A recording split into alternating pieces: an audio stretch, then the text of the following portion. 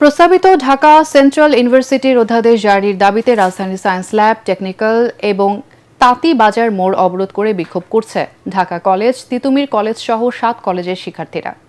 দুপুর 12টার দিকে তারা সড়কে নেমে রাস্তা বন্ধ করে পূর্ব ঘোষিত কর্মসূচি শুরু করে। এ সময় শিক্ষার্থীরা জানান, আগামীকাল উপদেষ্টা পরিষদের সভায় বিশ্ববিদ্যালয়ের চূড়ান্ত গেজেট প্রকাশের বিষয়টি নিশ্চিত করতে হবে। নির্বাচনকে সামনে রেখে কোনো কঠোর কর্মসূচি দিতে চান না তারা, তবে গেজেট প্রকাশ না করা হলে লাগাতার আন্দোলন চালিয়ে যাওয়ার হুঁশিয়ারি দেন শিক্ষার্থীরা। 7 কলেজের শিক্ষার্থীদের কর্মসূচির ফলে বন্ধ হয়ে গেছে গুরুত্বপূর্ণ পয়েন্টগুলোর যান চলাচল। এতে নগর জুড়ে সৃষ্টি হয়েছে তীব্র যানজটের।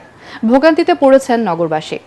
গত 24 সেপ্টেম্বর প্রস্তাবিত ঢাকা কেন্দ্রীয় বিশ্ববিদ্যালয় বাস্তবায়নের লক্ষ্যে প্রণীত ঢাকা সেন্ট্রাল ইউনিভার্সিটি আইন 2025-এর খসড়া শিক্ষা মন্ত্রণালয়ের মাধ্যমিক ও উচ্চশিক্ষা বিভাগের ওয়েবসাইটে প্রকাশিত হয়। খসড়াটি প্রকাশের পর এর পক্ষে বিপক্ষে নানা তর্ক বিতর্ক সৃষ্টি হয়।